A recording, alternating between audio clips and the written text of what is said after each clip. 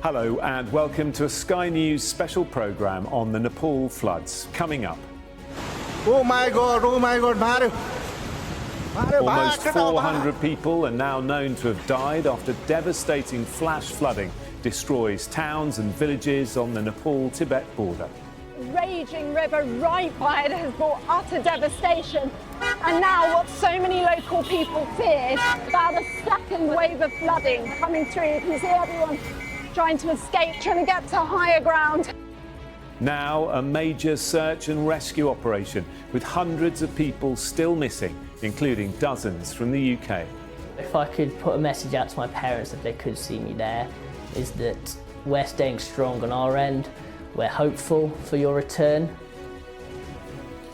Extraordinary footage of the disaster shows the immense power of the water, with a warning from authorities there could be more floods to come. Over the next hour, we'll look in detail at what caused the floods, and we'll have the latest from on the ground in Nepal.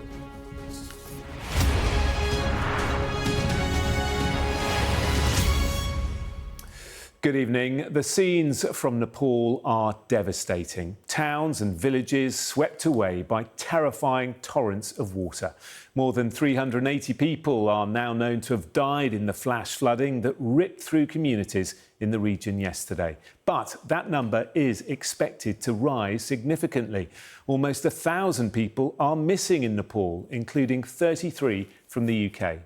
Hundreds of others are unaccounted for in neighbouring Tibet. It's believed the disaster was triggered when a glacier collapsed, and authorities are warning there could be more flooding to come.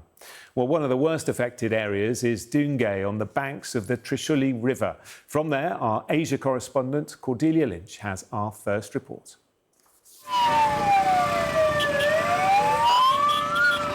Well, we were just in Dungay. That's an area where about 100 homes have been wiped out. A raging river right by it has brought utter devastation.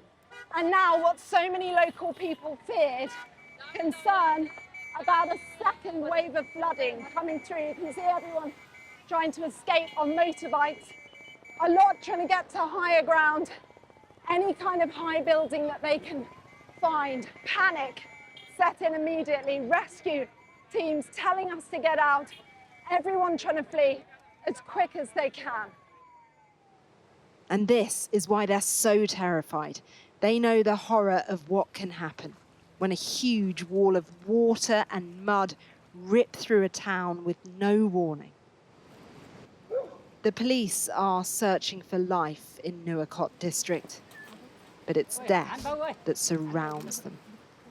This is slow, challenging work down pretty impassable roads. The police here with rescue dogs trying to move through the mud, trying to search for any survivors and some of the many dead that they believe are submerged under this mud. Look at the struggle.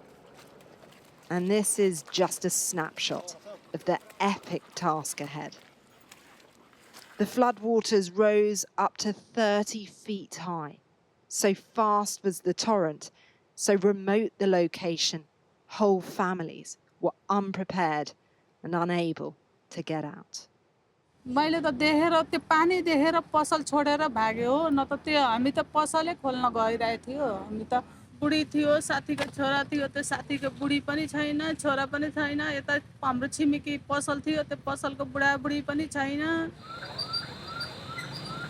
As night falls, frustration rises. Kern's brother Bishal is one of at least 1,400 people missing. हाम्रो के छ बिरामी जस्तै लासै छ भने हामीले लास मात्र जिम्मेवारी पनि हुन्थ्यो त्यो पनि छैन कमसेकम हामीले एउटा सूचना मात्र यस्तो छ यसमा यति जना मान्छे फसिया छ यहाँबाट यति जना मान्छे रेस्क्यु भएको छ. It is deeply chaotic here, and now there's fear too of a second surge. Cordelia Lynch, Sky News, Nuwakot, Nepal.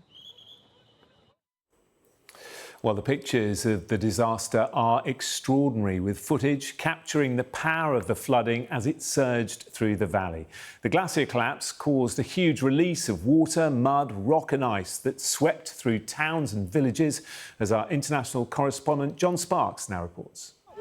new images have emerged of the moment the devastation began. Oh my God, Mario. A wall of water and ice and mud barreling down a Nepalese valley. The sound of shock and alarm as workers run for their lives. An almighty surge that took boulders and rocks and tossed them downstream. As the waters recede, a new reality is revealed. Towns and villages now cloaked in layers of sediment, with many dwellings destroyed by the deluge. The survivors find themselves in desperate need of aid. Many thousands of residents here have been left with nothing. Everything has gone. Rice, corn, clothes, the tea shop. Everything was swept away by the flood. The only thing left is me and my clothes. The number of missing people has risen swiftly to well over 1,000 in Nepal, and relatives have been gathering at this hospital in the capital, Kathmandu, looking for their loved ones. This woman, called Chamindi, can't find her son. His name isn't on the hospital's list. My son is a driver. He said he was driving his truck. We spoke just before the flood hit, but there's no news of him. We can't find out anything. At the city mortuary, the police have taken images of bodies and stuck them to the wall as they attempt to identify the victims. The death toll now stands at well over 300. And it's clear that hundreds of foreign nationals are also missing, some on a pilgrimage to a religious site in Tibet, others hiking and climbing in the mountains. 33 Britons are unaccounted for, along with people from many other countries. These are such distressing scenes coming out of Nepal, and we feel for the people there and everything that they're going through at this moment in time. Such devastation of communities, and already, sadly it seems, such huge loss of life. Of course, British nationals missing as well, and we need to support that search and rescue effort. The collapse of a glacier, it's thought, triggered this disaster, an event so powerful it was mistaken for an earthquake. The resulting landslide produced this surge of water, with experts citing climate change as a key factor. The monsoon, the ground would be saturated, the rivers would already be high, the snow on the glaciers would be saturated. These glaciers are rapidly retreating due to climate change, and so their permafrost is becoming unstable. And so all of the conditions that you'd need for this kind of disaster are in place right now. In China, the authorities are sending diggers and trucks to areas decimated by the flood. While in Nepal, emergency workers are trying to cope with the mountainous terrain. An army training facility has been turned into an ad hoc airbase, with helicopters ferrying bewildered-looking residents to safety. But much of this region remains inaccessible. 19 river crossings have been destroyed, and roads and airstrips have been buried under mud. The devastation caused is undeniable, yet the true scale of this disaster remains unclear. John Sparks, Sky News. Here, the King and Queen have said they're heartbroken by the disaster. At least 33 British people, including 2 teenagers, are among those missing after the floods. Sky's Shaman Freeman-Powell has been speaking to Anant Patel. His parents were on a pilgrimage in the region and were last seen at the Nepal-Tibet border. What they were part of is a group that was going to the Gosaikunda Lake. So that was a pilgrimage that would go through Nepal and into China, the Tibet area, to auspicious sites as part of their religious sort of beliefs. And unfortunately, they've been caught up in this landslide disaster. The last time I made contact with them was on Tuesday. They updated me on the itinerary of their trip, and indicated to me that they would be looking to cross over into China the next day via the Jurong border crossing in Nepal. I knew my parents were in the area, but obviously, as more and more information emerged about where exactly this landslide occurred, more concerns sort of came about, and myself and our wider family became more and more concerned for their whereabouts. There's been a complete lack of information, understandably, given the remote location where they were based. I think what's really concerned me now is the length of time where no clear information has really emerged. When we've contacted the Foreign Office, as much as they have provided sort of support avenues, the information has been practically non-existent. Understandable to an extent given the situation, severity and the location, but I think that's where the concern is now, is that it's now an ongoing period of time where we feel that there is no clear information that has emerged from the authorities. I've been able to obtain some information from other pilgrimages that have ventured further into China from the Jurong border crossing, and I've got pictures of border control logs from the Chinese end that indicate that the Alpine Eco tour group that my parents and 11 other British nationals were on, those border logs indicate that my parents and the rest of the group cleared the border control about 15 to 20 minutes before the pictures that are widely circulating show the Jurong border crossing being absolutely obliterated by the landslide. So I think that's a really important bit of information that might be specific to my parents and the other 11 British nationals in that area. My direct heartfelt appeal to the Chinese authorities in Tibet would be to act on the information that I've sort of obtained. It provides a specific geographic location and a time at the Jurong border crossing, and if any information that the Chinese officials find, could that be passed directly on to the British authorities as soon as possible to provide clarity to our families at this obviously difficult time. If I could put a message out to my parents if they could see me there, is that we're staying strong on our end, we're hopeful for your return, and I'm personally doing the best that I can in difficult circumstances, I believe, and ultimately, as the sort of next of kin, it's my responsibility to sort of step up at this point. So I'd hope that on a personal level, if my parents were to see this, that they would be appreciative of the fact that I'm doing my best to stay strong in such difficult circumstances. And Patel there, whose parents are still missing. Well, on the ground, it's a desperate race to find those missing people and to treat those who've been hurt. I've been speaking to Dr. Gopal Sadain, who's working at a hospital in Kathmandu, which is helping some of those impacted by the floods.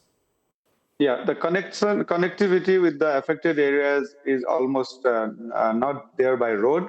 So it's by the heli rescues, which is being done by the government and the private helicopter operators. But in the evening today, we got few patients in ambulances. So that's a good thing that they could come by road. And the patients which we received yesterday were in very severe conditions. Today we received patients, they were not in the category of very severe problems. There are multiple fractures, and they are relatively well preserved than the patients we received yesterday. We've heard that the water had rocks in it and obviously debris as well, and people have been hit as the water floods the villages and the valley. Yeah, not only the blunt trauma, but we have seen many people, they have been asphyxiated by even mud which came together with the water, and they have mud all over the body, their nostrils, their face, mouth, and probably that has also caused more damage to them. How well equipped is the hospital to deal with the scale of this disaster?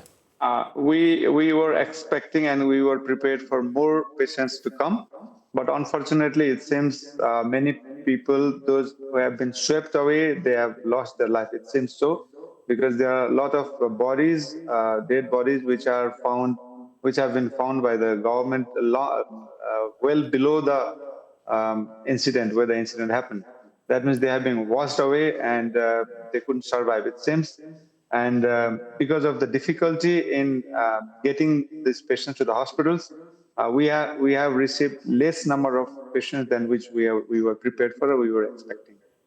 That's why we are telling the government there should be more patients who would be coming, because we talk to other hospitals also. There are not many patients who have reached these hospitals, and the number of dead bodies found by the government and people went missing since yesterday morning. It's a huge number. Do you feel you're not getting the support that you need from the authorities and the government, or do you think they are struggling with the scale of this? Yeah, they are doing the best. They are doing the best. It's the way the response team is working till this moment is they are doing their best. It's now thought that the devastating flooding was triggered when a section of a glacier in Nepal's Langtang National Park crashed onto the valley floor. The force of the fall was so powerful it was initially reported as an earthquake. Our science and technology editor, Tom Clark, has more. It was a flood so unimaginably violent, some thought the videos they were watching were AI generated. If only that were true. The Sky News data and forensics team has mapped the route of the surge over more than 100 kilometres of its journey down Nepal's Trishuli River Valley. The wall of water, mud and debris obliterated towns, villages and bridges, taking an as yet unknown number of lives with it.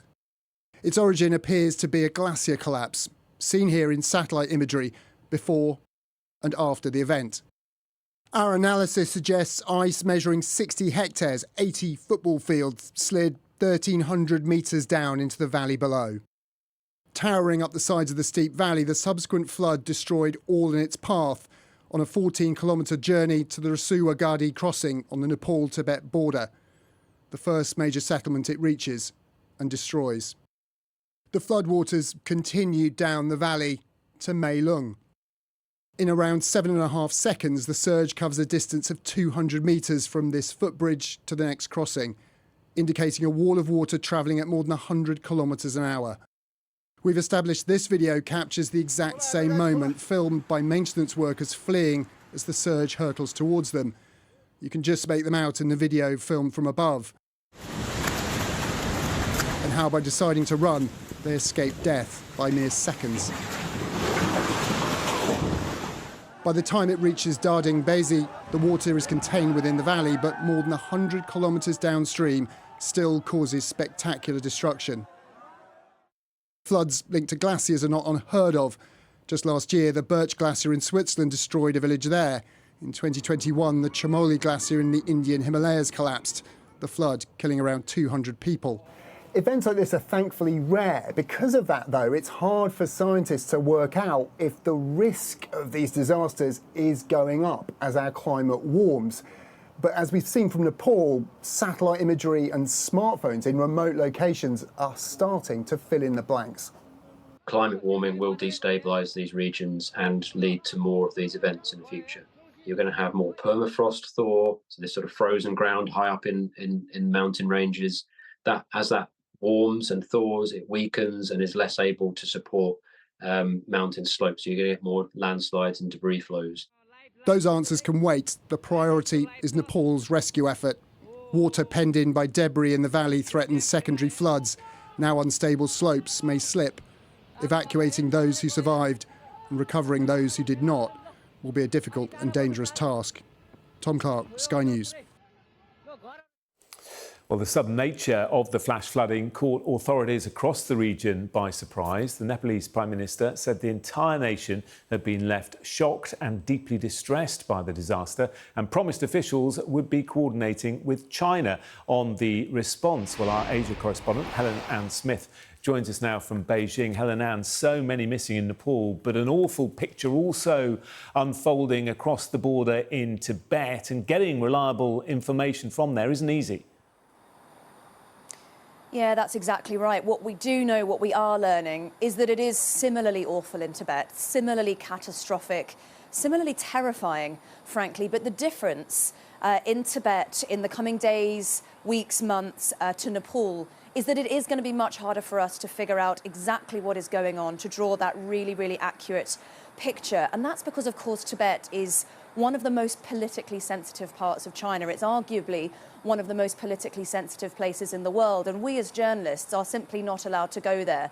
The only way you can access Tibet as a journalist is on a highly orchestrated, choreographed, pre-organised government tour that normally takes you to sort of a few key tourist sites, if you like. So we can't access that area. And actually the province, the region, I should say, of the province that this terrible disaster struck is actually even more controlled than the more broad region of Tibet. It's an area where even Chinese tourists need a series of permits to get to. So it really is a very, very difficult place to access, a very difficult place to assess what's going on. But look, I think so often here in China, figuring out just how serious something is a game of reading the tea leaves, a game of reading between the lines, and there are lots of signs from the government, from the state media, of just how serious this is.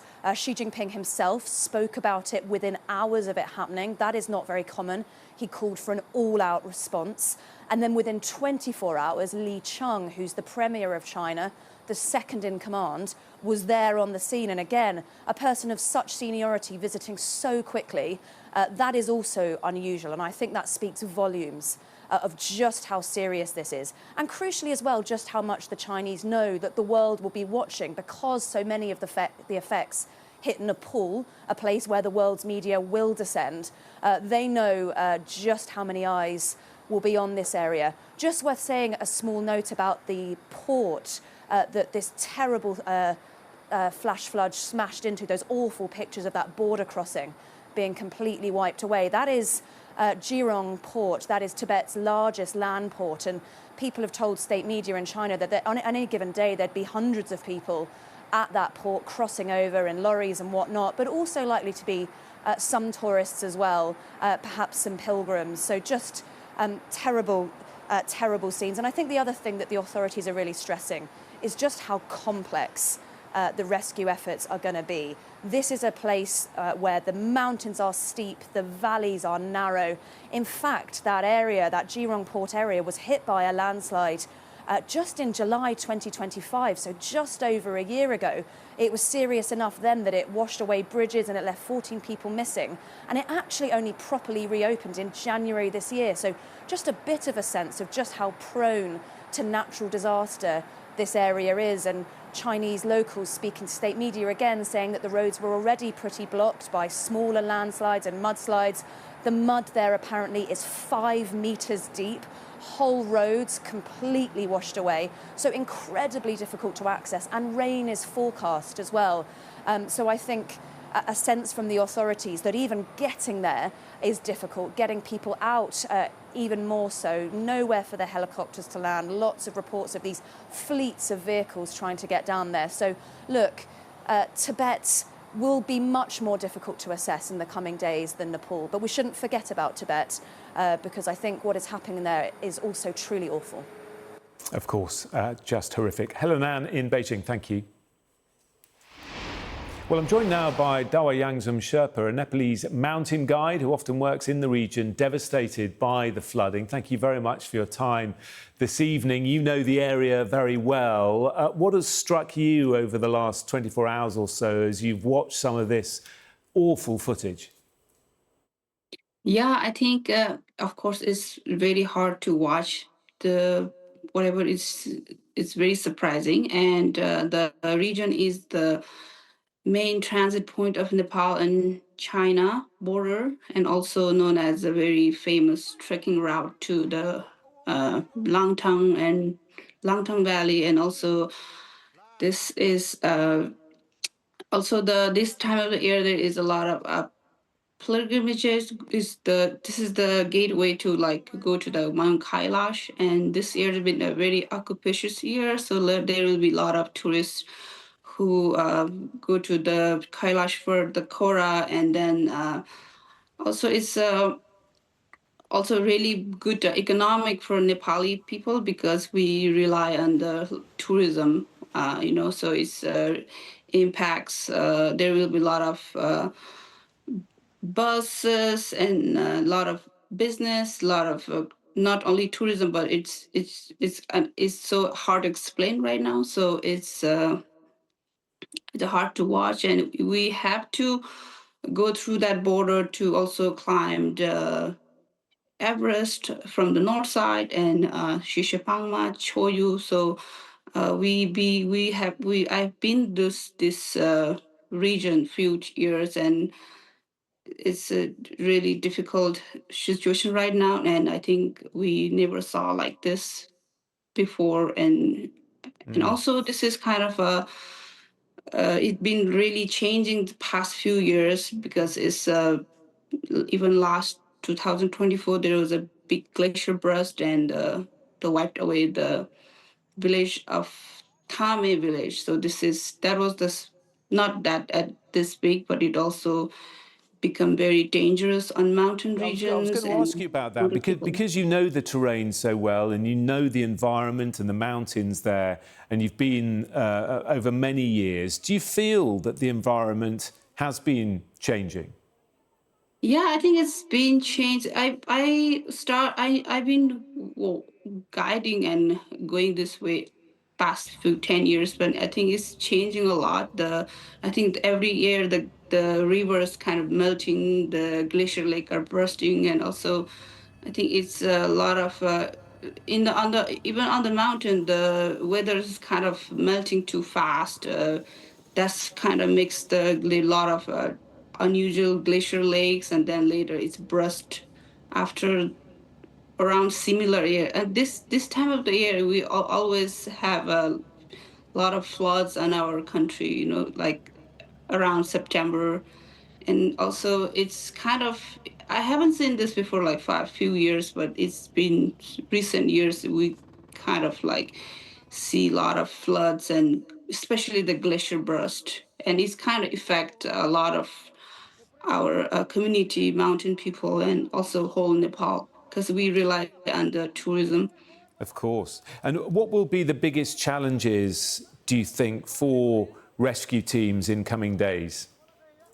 I think the Nepal, I think it's been really active. The Nepal police and army and everybody who are on the rescue mission are really helping right now because this is on the steep mountain and it's on the really difficult. So also a lot of mountain guides, the community from mountaineering like IFMJ mountain guides, Himalayan rescue, who are doing a long land helicopter.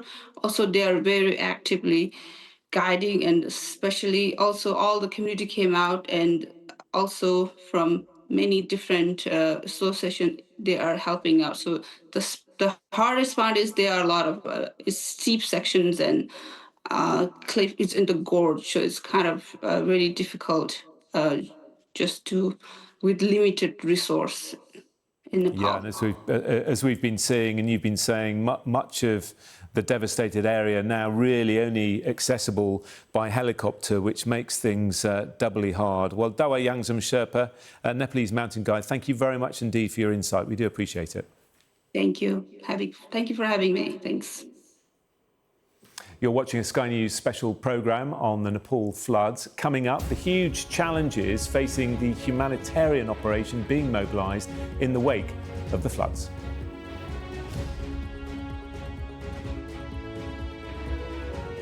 Hello again, you're watching a special programme on the devastating floods in Nepal. At least 380 people are confirmed dead, more than 1,400 are missing.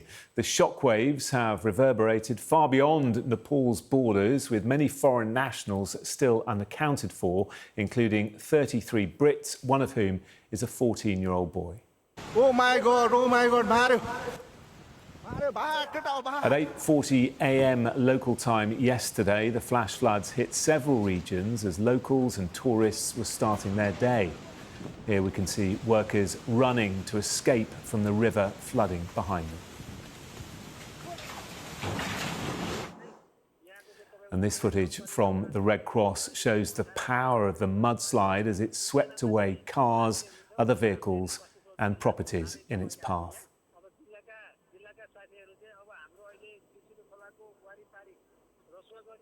And these images show a digger being used to bring one woman to safety as the scale of the challenge facing rescue workers begins to emerge. Well, teams reportedly had to use an excavator to free her after she became trapped in the village of Tukche.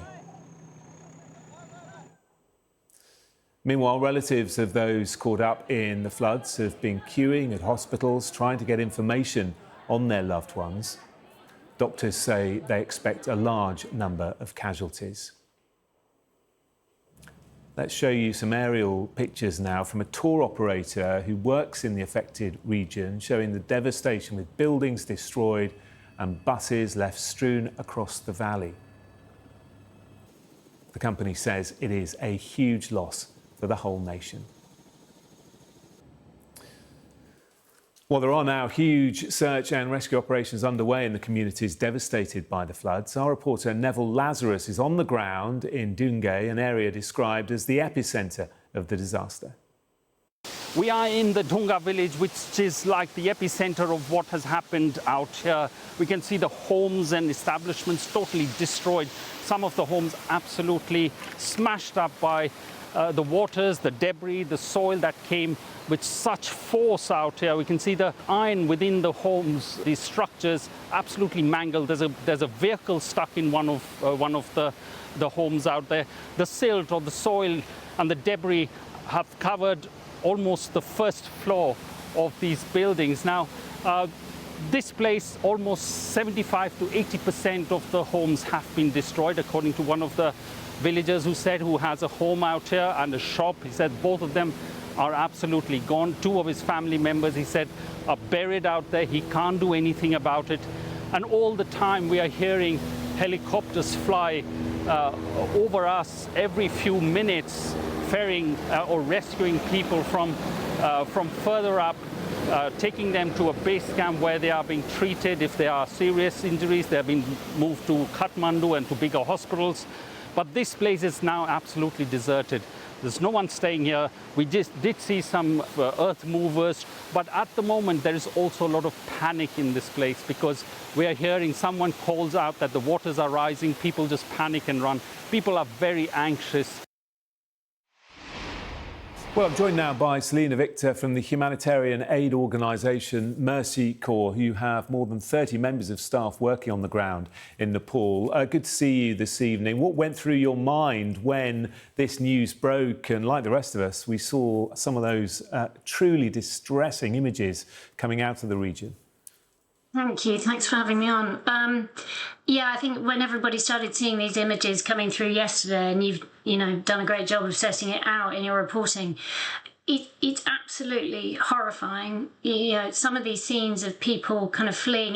When you think about floods, you sort of think about rivers rising, but this is a sort of tsunami, a tidal wave of mud sweeping through. Many meters high and coming at such incredible speed, and in this region, which is already extremely remote, very difficult to get to. It's very steep. It's crisscrossed with very narrow gorges, and when something happens, it flows downstream incredibly fast, and it's very difficult for anybody to get out of the way. So it's absolutely devastating for these communities.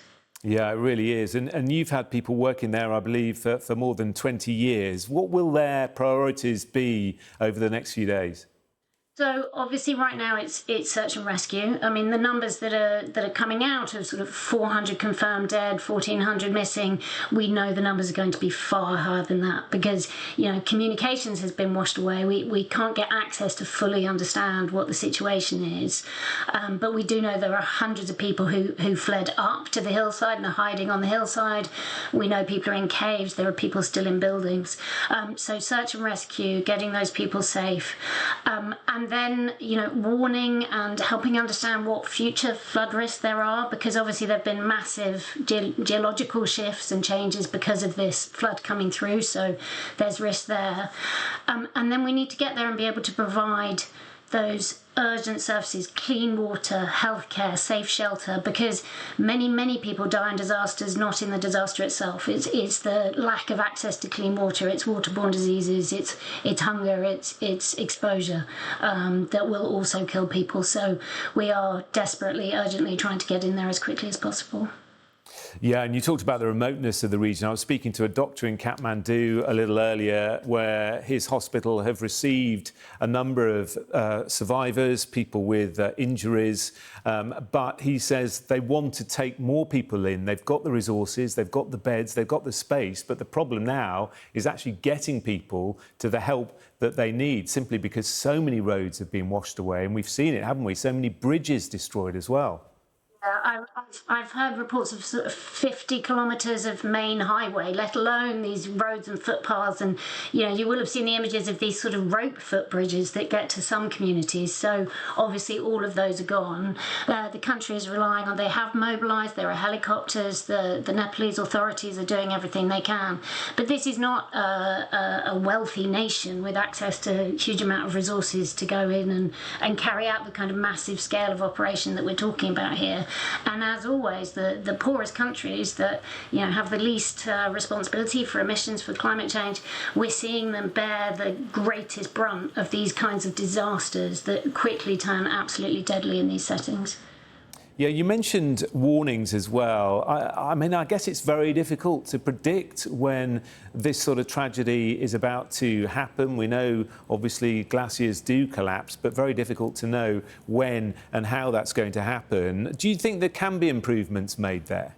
Absolutely. I mean, it is there are early warning systems in place, but obviously you cut according to the resources you have. So, you know, there might be a system that can monitor water flows, but if it is also going to monitor glacial movement, sort of geological shifts, and get that information analysed and then get it to communities, but also work with those communities so they've got resources to do something about it. It's all very well having early warning, but if you don't have the systems in place to be able to evacuate, safe places to go to, you know, systems for alerting people, then that is also going to sort of limit the effectiveness. No one's saying a great early warning system could have necessarily prevented something like this, but we know that when they work, they can save hundreds, thousands of lives.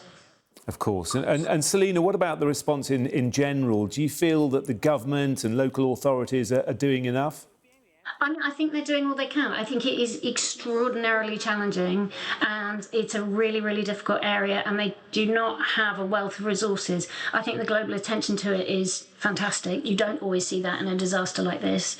But I hope it's also followed up with resources, with funding, with support to the long term and to helping them be better prepared for the floods and disasters that I'm afraid will be more of a feature of our future with a warming Himalayas. Yeah, and finally, the government here in the UK have said they'll donate £5 million. Do you feel the international community sort of understands the issues in Nepal? They contribute a tiny bit towards global emissions, one of the smallest emitting countries, and yet they're bearing the brunt, potentially, of climate change. Absolutely. And, you know, Mercy Corps and other organisations work hard to campaign for the countries that are often the poorest. They are the most vulnerable to these climate effects to get more support, more assistance. But we're seeing, as with all aid, development, climate finance, is all being squeezed at the same time. And countries like Nepal are being abandoned to try and cope with very, very limited resources. Yeah, well, it's important work that your organisation is doing. And thank you very much for coming on and explaining the situation in a bit more detail. Selina Victor from Mercy Corps, thank you. Thank you. Well, as I mentioned, the UK has offered £5 million to help the Nepalese government in their response to the flash floods, with the Prime Minister saying Britain will stand with Nepal and help with search and rescue operations. Let's have a listen to what he said. In the past, Nepal has been there for Britain in our hour of need, and we will be there for Nepal in its hour of need right now. So the immediate offer that the Foreign Secretary has relayed to the Nepalese government is an offer of first responders, search and rescue support. Britain excels in this, and we're there and we're ready to be deployed. Obviously, it's a matter for the Nepalese government, but that is available. Financial support has been put on the table as well. Of course, British nationals missing as well, and we need to support that search and rescue effort. Our chief political correspondent, John Craig, is in Westminster for us. The Nepalese government will welcome this support, John. Yes, indeed. And to bring you up to date, Jonathan, what's happened tonight is that Ed Miliband, the Foreign Secretary, has announced that he's been meeting teams in the Foreign Office's Crisis Centre here in Whitehall. He says, as we work around the clock to support those affected. Now, earlier, Mr. Miliband said that he spoke to the Nepalese foreign minister and expressed Britain's solidarity, and he talked about offering financial search and rescue and other help, and said we'll do everything we can to help Nepal in its hour of need. Now, you heard the Prime Minister there say, in the past, Nepal has been there for Britain in our hour of need, and we will be there for Nepal in its hour of need right now. That clearly is a reference to the immense contribution that the Gurkhas, who served alongside the British Army, have made in world wars and other conflicts. Now, the relations between Britain and Nepal have always been very friendly. There was a treaty back about 100 years ago, 1923, in fact, which talked about 100 years of an enduring friendship. Now that, obviously, the Gurkhas have been involved in supporting the Britain since long before 1923. For example, that treaty apparently was partly in response to Britain's gratitude to Nepal for support at the Siege of Delhi in 1857 and, of course, in the First World War. And the numbers of Gurkhas who served alongside the British in world wars are enormous. For example, 200,000 in the First World War, 250,000 in the Second World War. In the First World War, there were 20,000 Gurkha casualties and many bravery medals, and including Victoria Crosses and so on. And you may recall that such has been the bond, if you like, of friendship between Gurkhas and the UK and Nepal, that Gordon Brown's government, when Andy Burnham was a cabinet minister, was forced to back down after a legal judgment which curbed the right of Gurkhas, former Gurkha soldiers, to settle in the UK. Gordon Brown's government was defeated on a motion in the House of Commons in 2009. It was the first time, really, that Nick Clegg and David Cameron had teamed up. Mr. Burnham was a member of the cabinet then, and will remember that. And that was a gesture that the government was forced to make, a big climb down after losing after a court ruling. But the Gurkhas, everybody remembers the immense contribution of the Gurkhas. And I suspect that's exactly what Mr. Burnham was referring to when he talked about Nepal being there for Britain in its hour of need. I'm sure. John, in Westminster, thank you. You're watching a Sky News special programme on the Nepal floods. Coming up after a short break, we'll take a closer look at the science behind the disaster. Don't go away.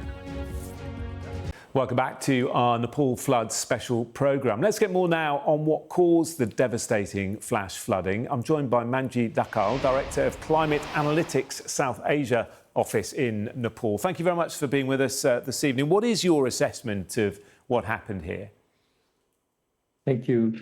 This has been very clear that this has been triggered by the snow avalanches, and what we have been discussing earlier has a clear indication in terms of how the snow avalanches can trigger, which has a linkage in terms of the global rise in the temperature. The context that we are in now, as the information evolves, the experts are looking more closely in terms of both cause as well as the location where it originated. The initial initial report has suggested there are one side that suggests that maybe the earthquake was there and that may have triggered these avalanches. There are also the quick assessment, rapid assessment that has been done that shows that the ice mass has fallen, which may have indicated the seismic signal and have generated the major ice avalanches. In terms of the location, the initial report suggested that this may have initiated in the Tibet side of the Nepal-China border, but then there are new satellite maps that are coming up that shows that this may have originated from the Langtang Valley of Nepal. So, but one thing is very clear from all of this. This has been a cause from the ice rock avalanches that has blocked the river, which has created the temporary dam, and the dam later breached, which releasing the massive amount of debris in the water. And there is talk that 2 more lakes have been formed as a result of all the debris, and that potentially they could burst, causing more water to pour down the valleys. Is that correct? So there has been an official information from the cross-border, from the Chinese government side to the Nepali authority, with an information that the damage could still occur because the water in the dam is still there and it could burst at any time. So this clearly indicates that the damage have not been fully consumed, and the similar situation may occur at any time. What do we know about how glaciers in the region are behaving and have behaved in recent years? Rising temperatures are going to make this more frequent, is that correct? Yes, it has been very clear when we look at the science. The amount of the global emission that has been risen, which have triggered the temperature to rise continuously, and it has also been very clear that compared to the global average temperature rise, the temperature rise in the mountains in the Hindu Kush Himalaya is higher, which have also shown in the previous report that there are many potentially dangerous glacier lakes in this region. So this is not something that has not been expected. This is a very similar kind of event, but in the lower scale has also occurred 2 years ago. So this has been more frequent, and the magnitude of the events are also rising. And this goes very much in line with what the international assessment has shown, in particularly the science, the Intergovernmental Panel on Climate Change, which have very clearly indicated that as the global temperature rise, the impact, the magnitude of these impacts and the intensity, the frequency of these impacts will keep growing. And that's what we have seen now in the context of Nepal. So just briefly, if you could, Manjeet, the country needs to think very carefully over coming years about how they're going to protect communities from this in the future, and how they're going to have better warnings to predict when the glaciers may do this again. Yeah, exactly. So there is obviously many things that needs to be done. The immediate aftermath of the event. There were also the many precautions that this has led us to understand, particularly in terms of the early warning system. But when we talk about all of this, the mountain geography itself is very complicated, and with the climate change impact growing on, that has added more to that complexity. So this also shows the need for better understanding this mountain geology and the impact of climate change. Yes. So the focus, obviously, as we move ahead, will need to be there in terms of having more of the early warning system and strengthening this. But at the same time, yeah, Manjeet Darkal, I'm so sorry, we are out of time, but we really appreciate your expertise this evening. Thank you. Thank you. And that concludes this special programme on the flash floods that have devastated parts of Nepal and Tibet. Thank you for watching. The Wrap is next.